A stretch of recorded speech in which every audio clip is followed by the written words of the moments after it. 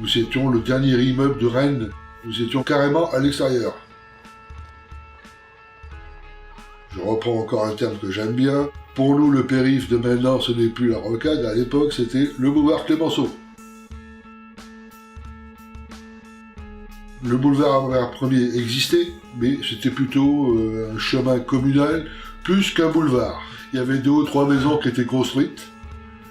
Et au-delà, c'était que des champs, marécages, tout ça. Ça s'est passé tellement vite que ça a poussé comme des champignons.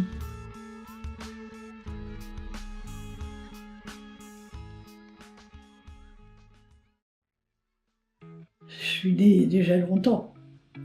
Je suis né en 1924, à Honfleur. On a été la première attribution du logement. Et jusqu'à maintenant, on est, depuis plus de 52 ans maintenant, on est le seul locataire de cet appartement-là.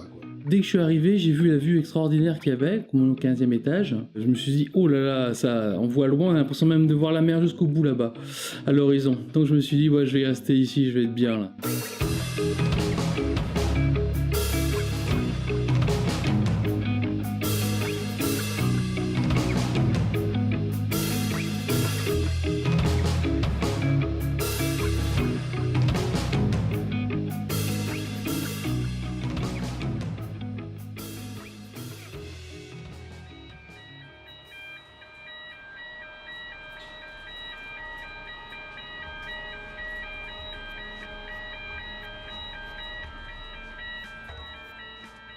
Sarah Bernard, c'est un immeuble spécifique dans la mesure où il est classé IGH, immeuble de grande hauteur, parce qu'il fait plus de 50 mètres de hauteur, hein, donc c'est un immeuble de 21 étages. Pour ce chantier-là, en fait, on a décidé, c'était aussi une première chez Aiguillon sur une réhabilitation, de travailler avec une entreprise générale, c'est-à-dire qu'on n'avait qu'un seul interlocuteur, qui a été l'entreprise Bouygues Bâtiment, qui a été retenue, donc ce qui simplifie aussi les choses pour la gestion du chantier. Donc ça a été le début des travaux où on a commencé par le bas à monter des colonnes d'eau chaude collectives, du bas vers le haut. Donc là, il fallait déjà un premier accès dans tous les logements. Et après, donc, on est reparti du haut de l'immeuble et on a déroulé donc, les travaux intérieurs, donc plomberie, électricité, et les travaux de remplacement de menuiserie extérieure, qui étaient des travaux assez lourds.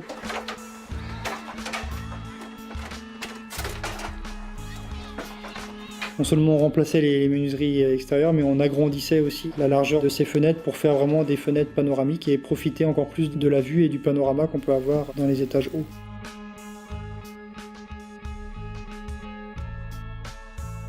Et on avait aussi donc l'aspect thermique où on venait faire une isolation par l'extérieur et un bardage des façades pour vraiment redonner une image à cet immeuble.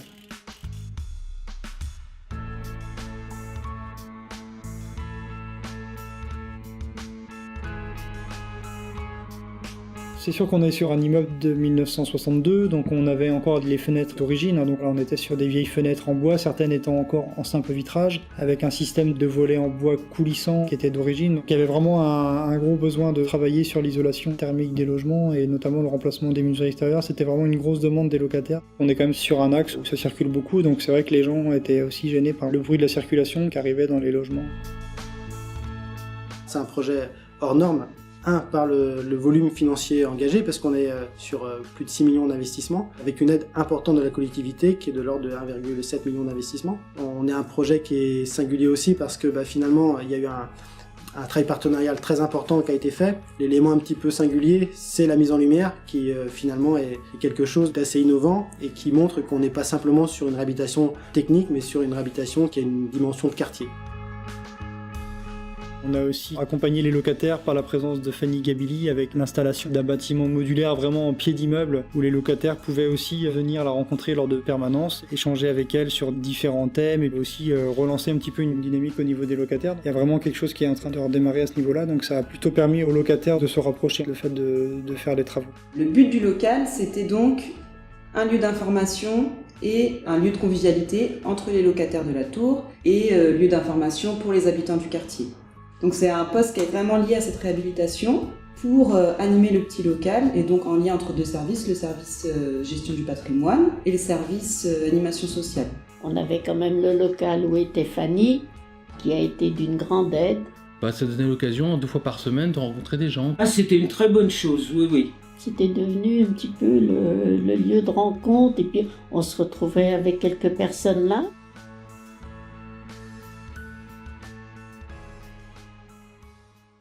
on a été amené à travailler sur la réhabilitation de Sarah Bernard, sur l'accompagnement des habitants. L'idée de ces rencontres, c'était déjà d'aller au domicile de la personne et d'être sur une dimension vraiment individualisée, prendre le temps d'expliquer ce qui allait se passer, la nature des travaux, le planning, les désagréments que ça allait engendrer, les difficultés que ça pouvait représenter.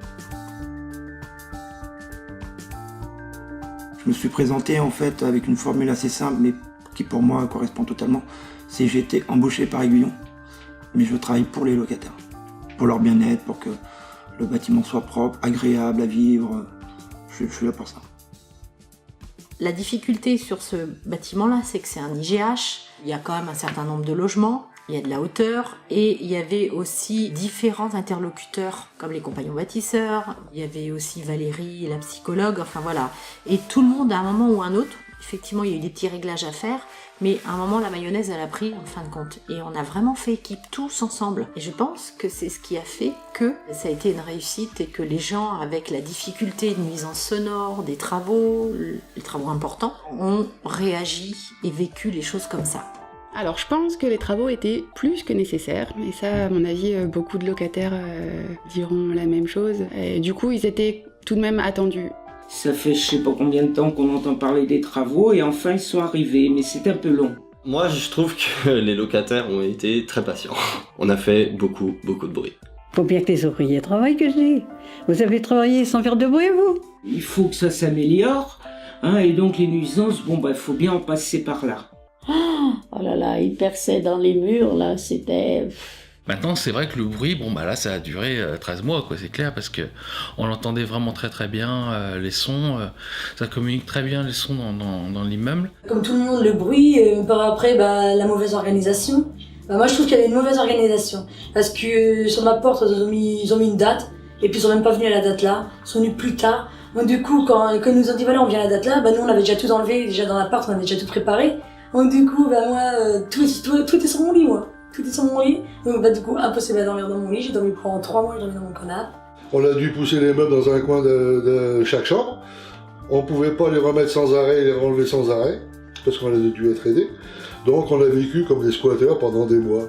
C'est vrai que déplacer les meubles, camper, la distance entre chaque travaux, parce qu'il y avait de l'attente. Moi, je vous dis, ce que je reproche, c'est le temps qu'ils mettent pour faire une chose. Hein, c'est pas la façon dont c'est fait, c'est pas le résultat. Le résultat est bien, hein, moi je veux pas... Mais alors là, vous voyez, le balcon là a été fini un peu avant Noël, mais celui-là n'est pas entrepris, je sais pas quand est-ce qu'il va être fini. Les fenêtres, les portes, voilà, il y a eu des ratés à ce niveau-là, ça on peut pas le cacher, et les gens ont été même très patients quand même. Voilà, parce que moi je pars du 21e étage, là où ils ont commencé, ça a duré 1 mois et demi. Ça devait durer 2 semaines. Parce qu'ils ont rencontré des difficultés qui n'étaient pas prévues, donc il fallait qu'ils s'organisent. Donc après, ils ont fait ce qu'il fallait, mais ça a pris du temps. Vu qu'on venait par étapes, on revenait à chaque fois et on disait on revient demain faire ça, et ouais, ils ont été très patients quand même. Il faut que ça soit fait parce que les fenêtres elles sont pourries. On sentait bien l'air qui passait, l'humidité, ça pourrissait un petit peu en haut, au niveau de la ventilation. Après l'électricité, il manquait quelques prises, les trucs de base. Moi j'ai bien aimé le fait qu'ils rechangent toute l'électricité, qu'ils la mettent aux normes, et donc il y a un nouveau compteur. Il y a la plomberie qu'ils ont refaite aussi, donc ils ont mis des mitigeurs, et ça c'est très bien, parce qu'avant avec les robinets j'ai eu des problèmes. Les fenêtres déjà c'est rien. Au moins je peux les ouvrir, parce que c'est vrai qu'avant on pouvait pas les ouvrir en hiver. Moi je les ouvrais pas du tout. Parce que quand il faisait froid dehors, on n'arrivait plus à les refermer. Ça change vraiment tout, la tablette, ça fait un aspect différent. J'avais l'impression d'avoir un petit peu un autre appartement en fait. Ça embellit quand même les pièces. Bon, il y a peut-être eu un petit peu d'autres problèmes. Diminution de 2 pièces par des murs d'isolation. Mais ça, une fois réaménagé, on s'en aperçoit pas beaucoup. Hein. Là, on est beaucoup plus sécurisé. En plus, il y a surtout l'idée déjà du fait qu'il n'y ait plus le gaz. Ils vont gagner en tout.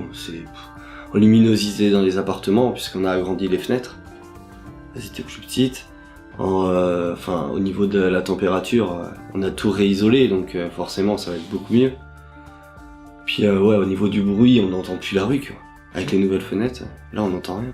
Des ouvriers super sympas, correct, gentil, un travail très bien fait. On les réveillait à 8h, avec les perceuses et tout, et ils nous proposaient un café, quoi. Donc ils sont quand même super gentils, quoi. Voilà.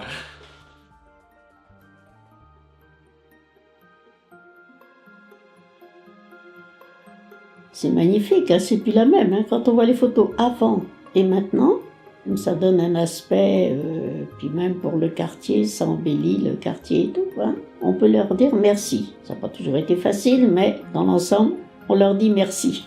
C'est magnifique, tout le monde s'arrête devant, on me demande d'ouvrir pour visiter, quoi. Enfin, vraiment ça attire l'œil. Il faut rendre hommage aux locataires parce qu'ils ont été très courageux, ils ont été très accueillants, ils ont été très patients, très compréhensifs. Donc chapeau aux locataires, ouais.